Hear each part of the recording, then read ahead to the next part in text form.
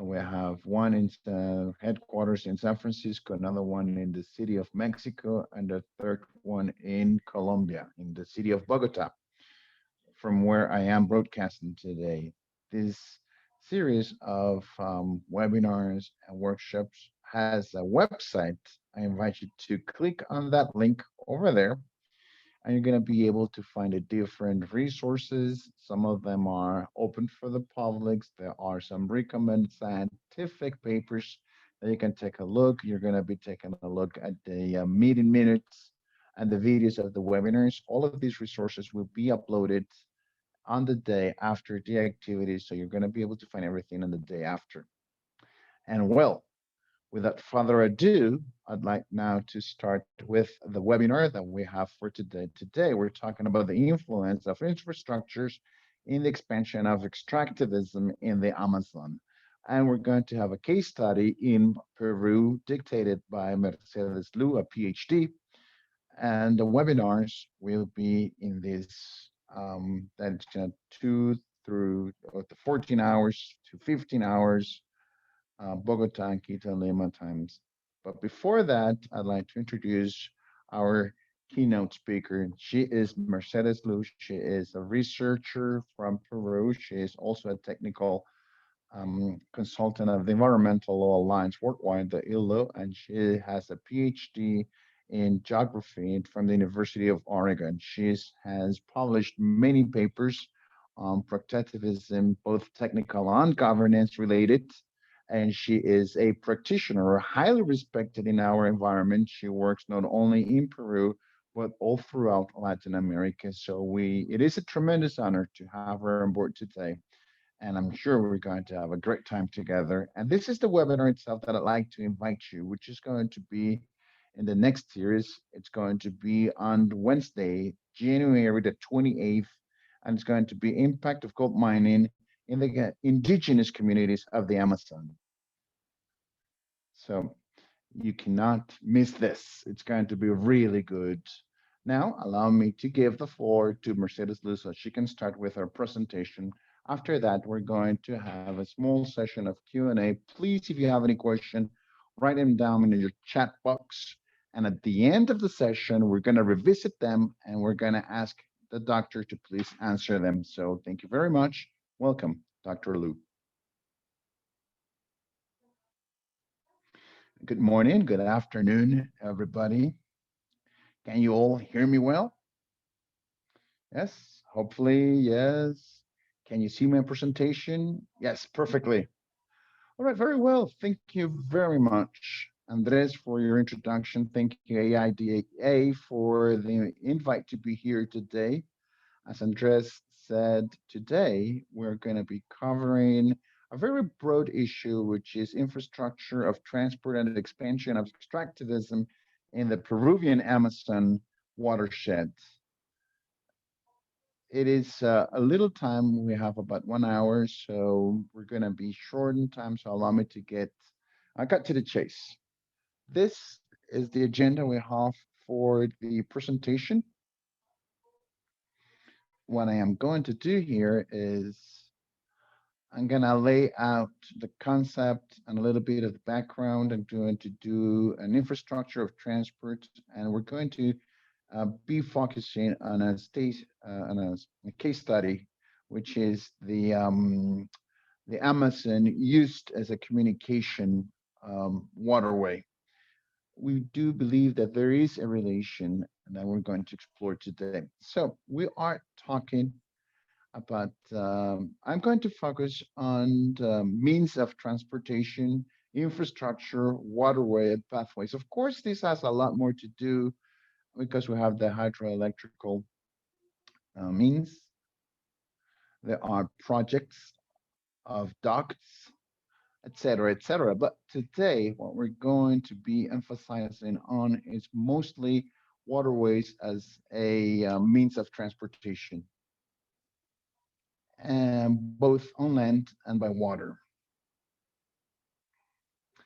And at a very high level, the means of transportation or transportation ways have been conceived from the very beginning as a way of development. And since the industrial revolution, it's actually been an expansion of the government. And this is something I'd like to quote Federica Barkley, who mentioned this before.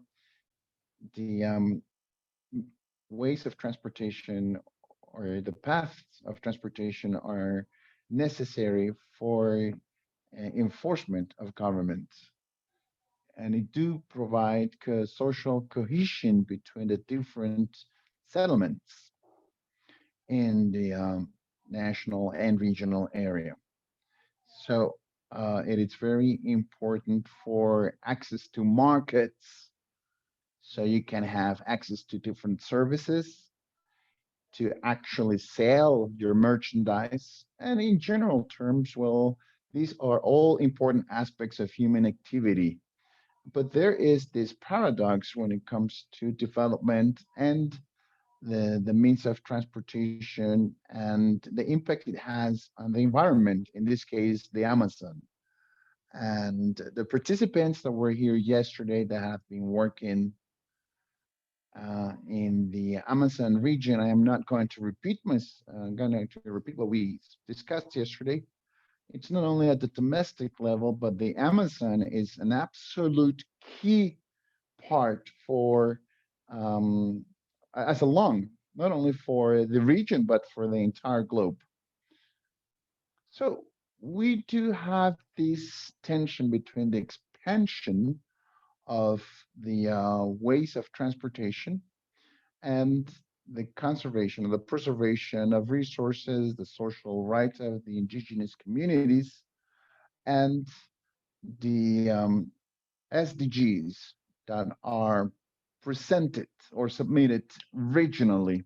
And what has happened in the latest 20 years is a very high number of projects that have been conceived for the development of transportation means and infrastructure in the South American region, mostly in the Amazon. And most of these are waterways. This is an initiative of integration, of regional integration in South America, in the southern continent of the Americas, and it has different projects. We're going to be talking about different projects, but many of these projects that have to do with connections, roads, waterways, airports, railways, and these projects of IRSA are divided in different axes. Here we have, for example, the IRSA. You can see all the different lines. You have Peru and the Amazon area. Then you have the axis Peru, Brazil, Bolivia, the Amazon, the central interoceanic axis. They have been promoted based on an agreement that was ratified about 20 years ago, and based upon which they have created different plans of uh, developing infrastructure projects. Very quickly, I'd like to take a look at this slide so you can take a look at what we're talking about here. These are projects that are subdivided in different axes, and an axis is a subgroup of a project. Here we have, for example, group one is the connection between Chile, Bolivia, Paraguay, and Brazil. There are roads, waterways, etc., etc. And over here, you can, of course, see or research a little bit more about these projects. I am not going to dwell a lot on this because we do not have the time. We are constrained. We got time constraints. But Peru, Brazil, Bolivia, it's 26 projects just for that axis, amongst which you can find high biodiversity areas such as Madre de Dios, where there is gold mining, there are roads. We are talking about um, storm water corridors. There is a lot of discussion about Achinchero and the Cusco, the airport there. So all of these initiatives are part of different groups of projects that have been managed regionally for about 20 years now. And when it comes to the Amazon axis itself, It's about 88 projects, and that will cover probably the most extensive axis, about 45% of the total surface of South America, with over 8 million of square kilometers. And there are important projects here, waterways, railways, so on and so forth. So all of these infrastructure and transportation projects are not only, let's say, isolated in axes or subdivided in axes, different axes, but there are projects that are part of these IRSA projects. For example, in this case, while we are not in the Amazon here, this is the Paraguay Paraná waterway, which is part of a group of projects for transportation. So all of these projects have been proposed at the domestic government level. They have been negotiated at that level, and there is an analysis about the potential environmental and social impacts of this project. Some documents, such as this document here that I am presenting, which is a planning document by IRSA, a COSI plan. Here you can see maps where you can see the absence of indigenous communities in some cases. And there are some important statements, for example, here, which is the strategic um, action plan of COSI Plan to 2012-2022. The purpose is to identify the technical, regulated regulation and institutional coordination obstacles that will avoid the development and the efficient operation infrastructure in South America, and proposing actions that will allow us to overcome them. It is interesting to find this type of statements in which you can see there are obstacles here. There are perceived as obstacles. There are some regulation and technical obstacles. So, what is going on? What's happening when it comes to transportation infrastructure? Many of these investments have been promoted from the geopolitical and economic points of view. With that, considering that they are being proposed to be built through indigenous reserves or protected areas, there are irregularities or there are anomalies at the regional level. We do have a weakening of the regulatory framework of the environmental certification. So the projects are expedited, and the authorities of the government that are supposed to supervise this, they do have a lot of technical shortcomings when it comes to environmental policies, when it comes to monitoring and the terms of reference. So these projects move faster than the regulatory framework that is supposed to control them. That, of course, means there is a risk of ecosystems fragmentation, because there is a lot of research studies that have been published about the impact of the roads on tropical rainforests. And you can see the furthering of the agricultural limits, and very many times they do not consider that the colonization should be expanded. There is illegal deforestation, there is the climate change, and there are so very many other risk factors for local populations or local settlements. And now allow me to show you an article by Anthony Devington, highly recommended by me. Uh, this is Remington was researching the relation between infrastructure projects and the extraction activities.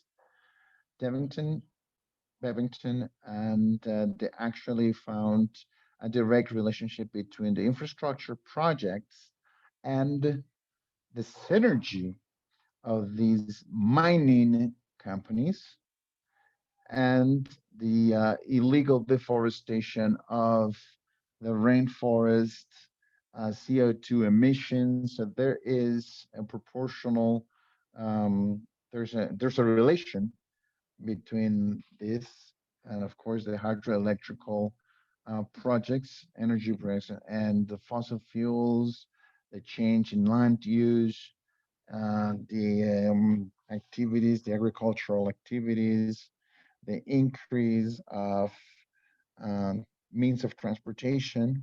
It is a very complex situation, and there is a synergy that we can find between in the projects, the infrastructure, and the extraction that, as we will be able to see, they do have tangible effects.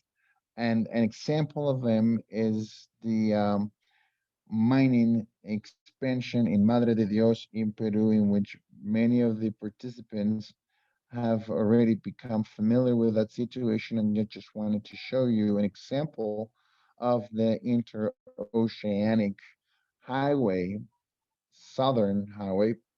And over here, you can see the satellite images before the interoceanic highway. You can see how the expansion of gold mining can be seen, clearly seen on both sides of the interoceanic highway. There is a very distinguishable increase as of 2014 for the expansion of gold mining and extraction in Madre de Dios, precisely facilitated by the highway itself, the interoceanic highway here. And you can see how it increases in intensivity as the time goes by. And you can see here in 2018, these are extraction sites. The road is going right through here, and there's another one, ways of access that will facilitate the access of gold miners in this region. The gold miners in the Amazon, they have very high mobility. And of course, the ways of transportation will facilitate their mobilization. So there is a research study uh, that talks about the influence of the ways of transportation in the gold mining activity in Madre de Dios, and you can see that as of not obviously the presence of the interoceanic highway, but also the prices of gold. There is a system, a very complex system of interaction between the ways of access, the market prices, um, immigration, and it's very important to see that the ways of access play a very important role. And I would also like to talk to you very briefly about what's going on in the Amazon Waterway project, which is right now is highly controversial in Peru, which is a part of an expansion initiative of the ways of transportation. It would be the first waterway to be initiated in Peru. There is one in Brazil, in the Amazon area of Brazil. And the idea is to actually improve the conditions of buoyancy in the river, and that with an extension of 2,600 kilometers. The project has already been adjudicated to a Chinese consortium. It's Power China called. And this project, there is a Dragon, are the ones that are the most important, the Amazon rivers. And the project, um, they would like to verify the navigation or the removal of logs, or what they call kirumas, and creating a informational system. What's the objective behind this? Is the objective of the Amazon waterway has been proposed to ease um, the market of soy and phosphates of Brazil and Peru, the production of phosphates in Bayova and the production of soy in Brazil. So they have proposed the feasibility study is part of the reasoning behind it. But if you drill a little deeper, What you really need is this waterway to actually facilitate the market of phosphates and soy. These is an image. This is an image that shows all of the points. Initially, we proposed to dredge 13 different areas. Nevertheless, the technical specifications didn't foresee that the Amazon rivers do change constantly, as you can see in this image. The Amazon rivers are not um, are very dynamic. They are not static in their flow. So it's very hard to actually forecast what the depth of the river is going to be at any given point in time. So navigation has certain difficulties, and the dredging of the river in different areas.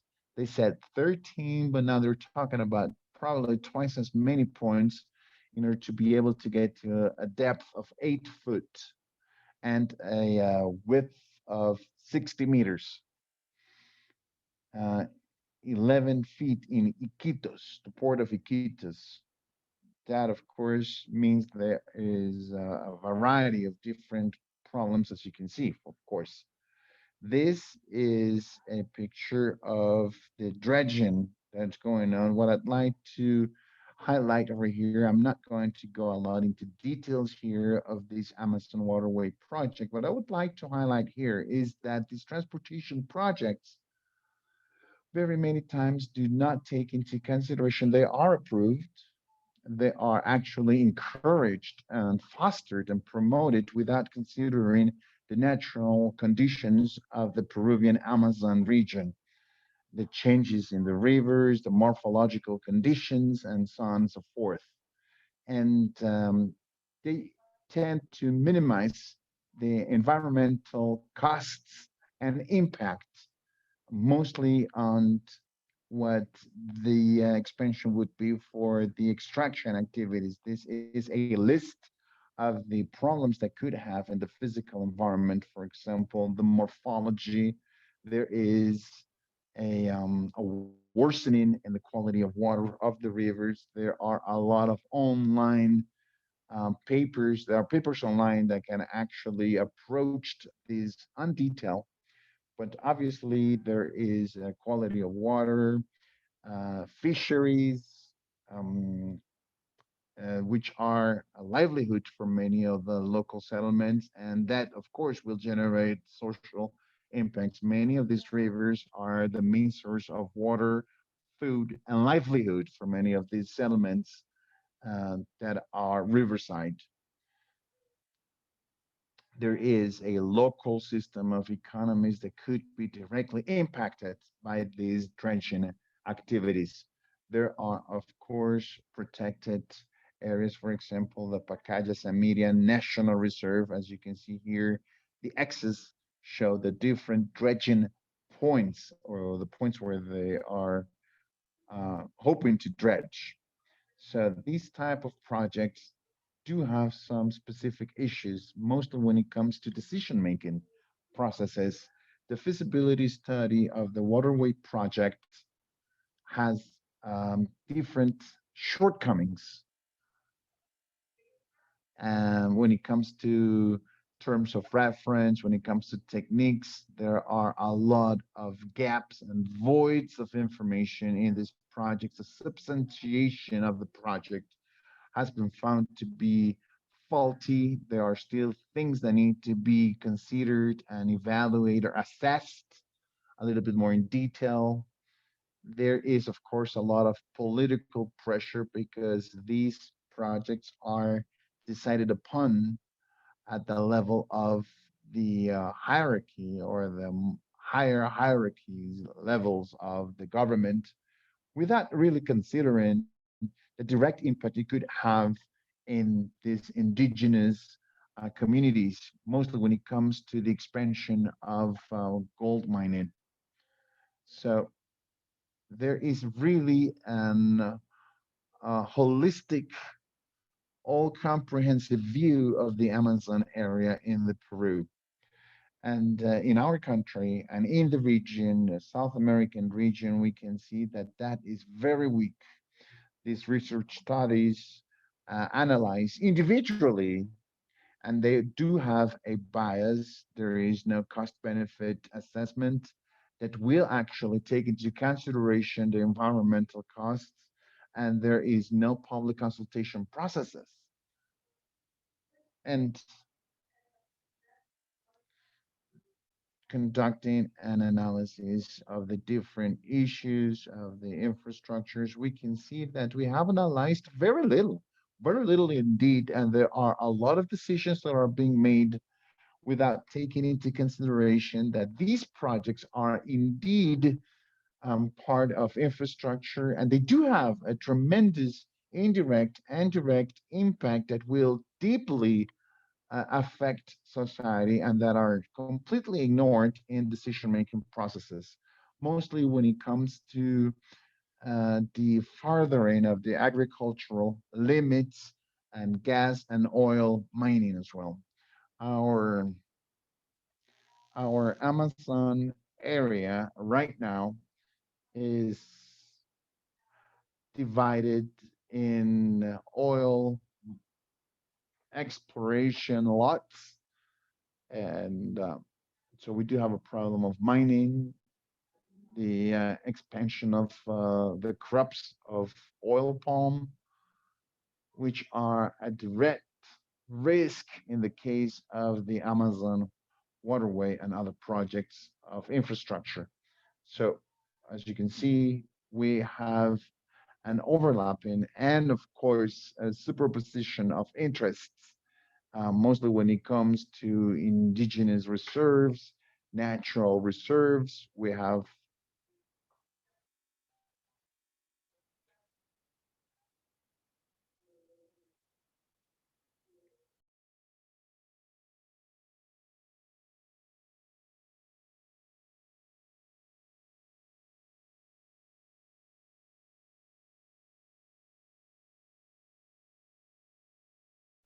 at the level of the local populations and the goals of development.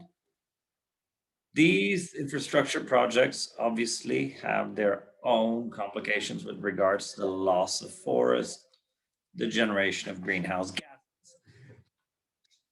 So the reason right now, if we wonder what is actually endorsing these extractive industries in relation to the infrastructure projects, we can see that there are several different reasons.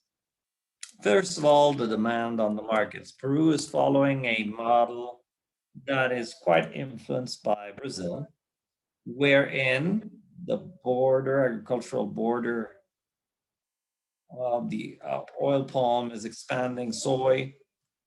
And if you start thinking about the Hydrovias project was promoted, it was justified actually based on the soy and phosphates market. This is quite concerning because if you actually look at what is the financial background there, you might find that there's no real justification to really back up a decision to carry forth a project to transport phosphates and soy from Brazil. It's concerning because this project has behind it other waterways that the Ministry of Transportation and Communications has proposed, because last year they came up with some terms of reference for waterways, meaning that this is a kind of gateway from which other projects for waterways in the Amazon basin will be developed and will probably continue to be analyzed in an individual manner. So there's a political effort that goes hand in hand with a greater deregulation of private investments, a weakening of the environmental system, in turn, the dependency on the extractive industry as a basis for the economy continue, a weakening of the rights of indigenous populations, of the processes of consultation and citizen participation, which are impacting. It's a combination of factors. What I mean is that these processes need to be looked at holistically because there are synergies between all of these different political, economic, geopolitical, and social factors, etc. Right? So this ends up in a situation where we see these maps, where we see loss of forest cover, which is superimposed to protected areas. There are mining grants. Here you can see in the case of Peru, the loss of forests in Brazil. And if you consider that most of the Amazon basin presents a pretty complex problem, there's a relationship between deforestation, extractive industries, the use of the territory, and transport infrastructure projects. Here I show you a map with regards to the expansion plan for the transport infrastructure of Brazil. And this is from 2018. You already know the problems of extraction that we have with the forests in Brazil. And in addition, with these transport projects, we can see that we will have even more pressure along these lines. And so concluding, I just wanted to mention some food for thought. First of all, we're approving transport infrastructure projects are being approved without independent, objective analysis of the synergistic impacts long-term between the extraction activities and the infrastructure projects, right? The decision-making processes, as I had mentioned, have eased a little bit. They have a number of technical deficiencies that, as I've mentioned, in the case of the Amazon waterway, many of these projects are approved, or the studies of environmental impact are drafted and presented with a pretty incomplete foundation. So the study for the waterway was done after the environmental impact study. We don't have a holistic development vision that can be really fair, equitable, and comprehensive, that encompasses the territories, the existence of native communities. This is, of course, impacting human rights. We have corruption and governance problems. So we have an asymmetry between the groups that participate in the decision-making processes, power asymmetries, and that have an influence in favor of these projects, perpetuating such circumstances where there are abuses of human rights, territorial problems, and other forms of abuse in the indigenous communities or in local communities in general.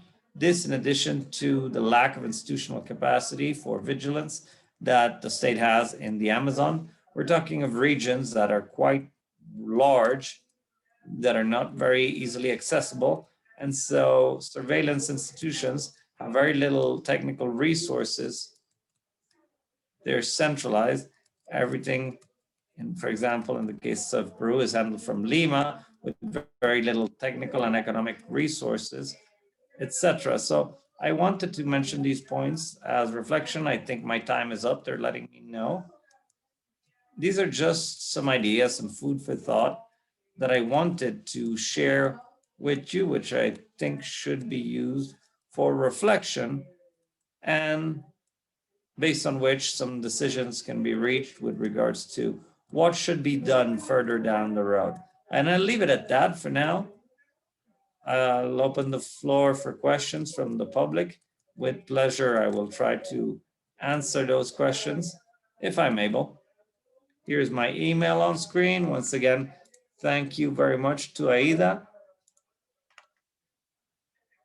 And thank you very much, Meche, and also for the important participation. So let's now move on to the questions and answers session. The first that I see here, Meche, is what are the examples that the civil society, do you see why these projects have been stopped?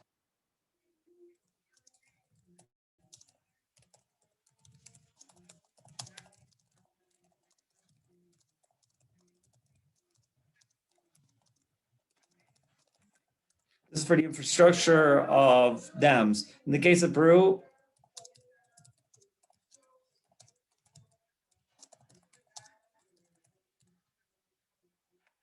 as far as consultation, and there are others as well that participate recently,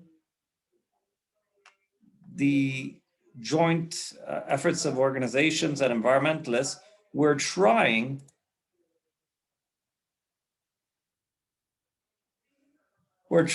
to comply with national regulation as far as previous consultation for these projects, but there are a few examples of litigation where they were able to stop some of these projects. The litigation pathway is one. Obviously, it's not the only one, but there are a few examples. Perfect. Thank you very much, Michi. A couple of technical questions that you're being asked here. And one is, how could you estimate the scope of a pollution plume due to dredging activity? That is the first question. And clearly linked to that one, do you think that this dredging of the rivers, taking into account the natural content and also the content that has been introduced of mercury in the river, has a dynamic on the influence of this element on the basin? Yes, and that is an interesting question, the issue of dredging, because yes, there are studies, modeling studies. It's not my specialty, and this has been debated quite in depth by engineer Abad, Dr. Abad, because Dr. Abad is from UTEC, and Gardo Latuese as well did a presentation. They are hydromorphologists of rivers, and they presented the fact that effectively there are methods and studies for modeling that can be used. And one problem here, and I want to leverage this question to call attention to one topic. When these studies are done for modeling and the studies of environmental impact, like in this case of the Amazon waterway, we're basing ourselves on a single scenario. One of the problems that I was able to notice is that you do a modeling study, you do an analysis of what are the potential dredging options without considering the dynamics of rivers. Because obviously, if I'm going to dredge in specific points A, B, and C, nowadays, there are seasonal changes, there are processes in the rivers of the river morphology that can be altered by the dredging itself, and that can result in changes in the river itself that result in several different scenarios that should be analyzed precisely like these modeling studies. What am I getting at? For the person who got to this question, there's not a single answer. These are long scale processes.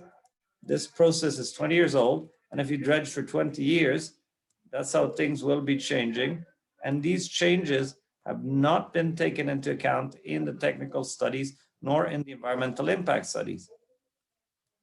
So that is a pretty complex problem. And with regards to mercury, obviously, I don't have enough time to encompass all of the waterway project, but sediments also contain arsenic.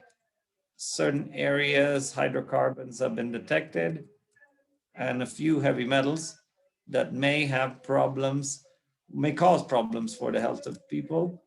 And these specific health problems are not taken into account in environmental impact studies, in particular in relation to transport ways.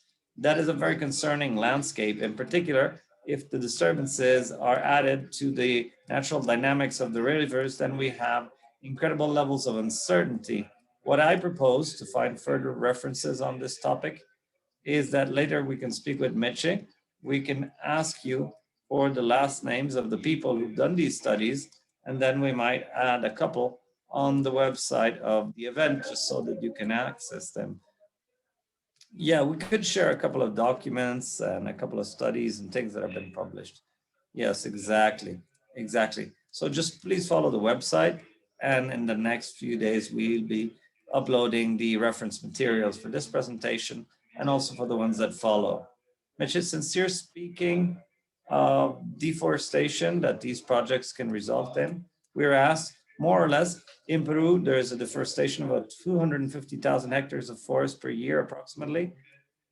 Do you think that the impacts of these projects are added to these deforested areas, or do you think that they are already offset and accounted for?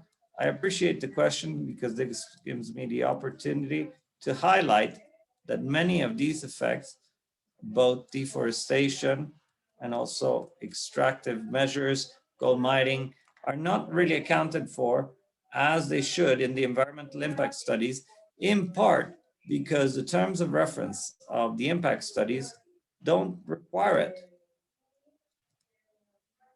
And there's not enough clarity with regards to how to define the cumulative and synergistic impacts, the areas of direct influence, indirect influence areas of projects. These are topics where there's debate. And we can see, for example, that these could be projects, as they say here, with unforeseen consequences. That oftentimes the people who promote the projects say, oh, that's not my fault because I deal with this. So as if the other problems had nobody, no culprit, you know? Yes, I agree. It happens a lot with complex problems, long-term problems. Sometimes they're hard to predict, but obviously somebody has to be the culprit because always there's going to be an impact, right? So a very important question that I also personally share, Meche, because I also had the opportunity of seeing IRSA's documents. And I'm wondering the same question because of how not up to date they are. What perspectives do you see for the future for IRSA, for the southern infrastructure in South America, and its situation in the weakening of UNASUR?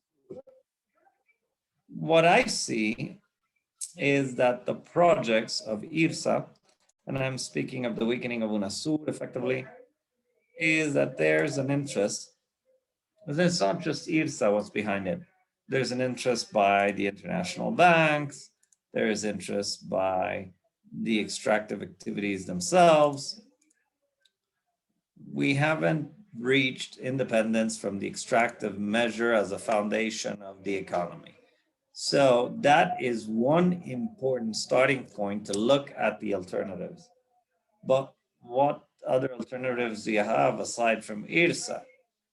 Aside from the weakening of UNASUR, well, there's incredible pressure from the economic, financial, international groups, and it still persists as means to development in our countries. That paradigm is concerning. I completely agree. And in fact, it's more concerning because he said was demanding to have some type of accountability among sectors, but now it's a joint effort of private stakeholders that are polarized throughout the region. And there's also the impact of synergistic efforts, which is even more concerning. More interesting about this on the page, we will leave you a great actor, but it's called The Geopolitics of Gold in the Northern Amazonia by Catherine MacDonald. This speaks precisely how roads were planned in Brazil with the only criteria of exploiting certain mineral deposits.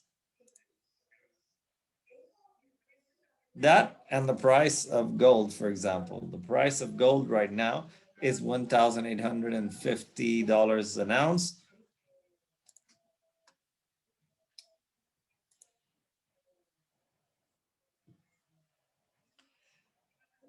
And those prices went to the people who come from the mountains, emigrate, go seek gold due to lack of opportunities. If we have people on the international markets willing to pay this price, how do you control the mining activity? Because artisanal mining is very hard to control because they're highly mobile. Today they're here, tomorrow they're there.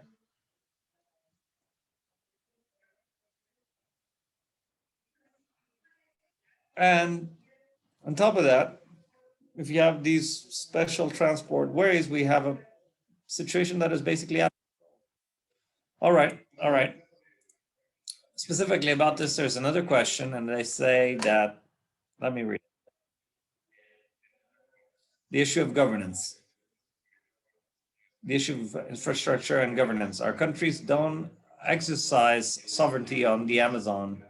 These infrastructure projects can help increase governance. We've seen already failed processes like Brazil's own process, where the idea was for the state to guide these productive alternatives, but they failed. And what they did is they opened a way for the garimpeiros and other types of phenomena.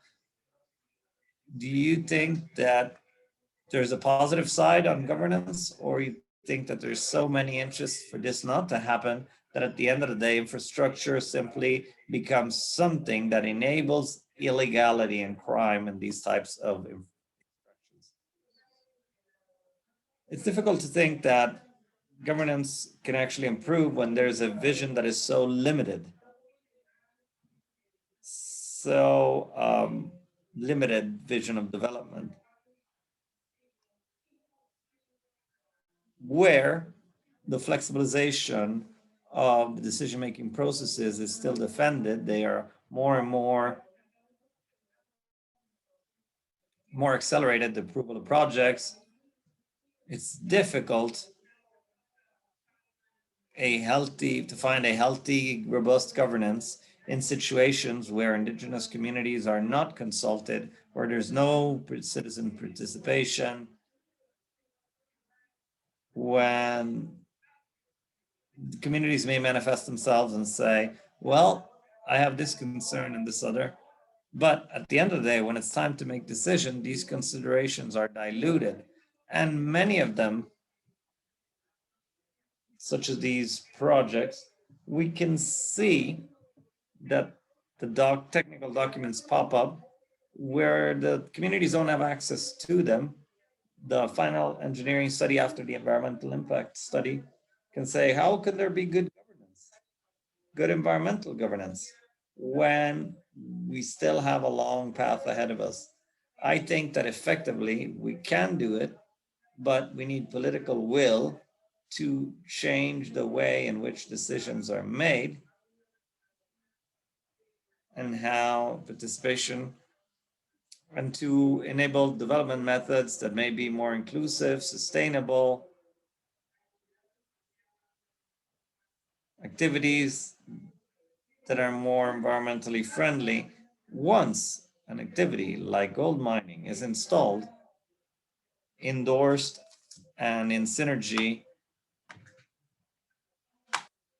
with transportation infrastructure, it's very hard to hit reverse. Other alternatives that are more sustainable are marginalized. They would say, no, this no more.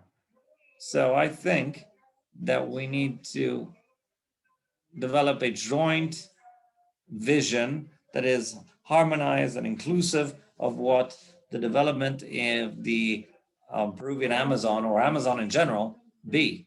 Now, what prevails is these extractive and market visions.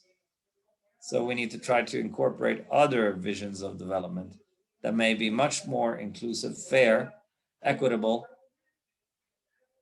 We see really death threats and murders of environmentalists. Mining specifically is one of the extraction activities that is most linked to death and illegal deforestation. So we see what's happening. So as far as governance is concerned, there's still a lot to do. Yes, Mitchell, thank you. You seg into something that one of our guests from one of our previous webinars last week was saying, from Guatemala, who was saying that consultation has to be not just compulsory, but also binding. The results of consultation should be binding for projects, and they are not. Which leads me into the next question. Why Noé asked, these projects, or some of the ones you're familiar with, had a previous consultation process? Yes, what happens is that previous consultation is required by the regulation, but it can be interpreted in many different ways. And for communities may have a different connotation than for companies. We can see that consultation decisions have been made already. So to say, well, this waterway, we want it to come out. So the consultations often are not really very important, but the decision in these consultations and the decision making, the impact is really a question mark. And this obviously has generated and will continue to generate a lack of trust amongst the populations, amongst the local indigenous populations in the consultation processes. Oftentimes, there's a lot of manipulation. At the same time, it's it's an effort by the communities to be able to express themselves. But in practice, the results are quite irregular. So I think that consultation also has a long road. Perfect. And I think that from the last question, because we're closing, Leonardo from the Conservation Strategy Fund asks, do you know of any studies that prove the impact of deforestation beyond the area of the garimpeiros? Speaking of large-scale mining and how that mining requires other types of infrastructures like roads, airports, etc., but the influence of deforestation in the case of artisanal and small-scale mining in the Amazon beyond the area impacted. Do you know of any studies that document that document what is this extra area that is impacted? Not where the garimpeiro, but the one required for the activity to actually flow. Yesterday, I was looking at a study specifically, and I'm going to share it with you, Andres, so that we can upload it on the webpage. What's interesting about this question is that the influence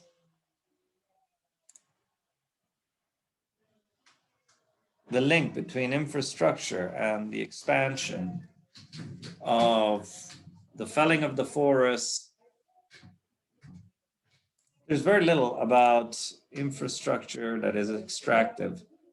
And there are a few publications, as I mentioned here, that have appropriate bibliography. And so all of these studies, I will share them and check them with you, Andres. And the person who asked should see there the studies that were made. There are many studies, as I said, that have been published concerning infrastructure and deforestation, but specifically on this topic, there's a few things, but we still have a ways ahead of us. Thank you very much, Meche. Thank you very much. Please send us this material. They will be available to all participants. And with that, we finish for today. A few questions were left unanswered, but we will tackle them either here or through one of the other forums. And basically, we wanted to remind you that we have an agenda prepared for this week. Tomorrow we have a workshop. The day after tomorrow, we have a webinar on the impacts on indigenous communities. And we will continue like this until February 5th with this series of workshops and seminars on gold mining on the Amazon basin. We want to invite you, if you have any interest in participating in the workshop or the next workshops, please visit our website. We already mentioned the address. And please, if you need, write to us. I'll tell you the email address. Can somebody remind us of the email address they need to write at?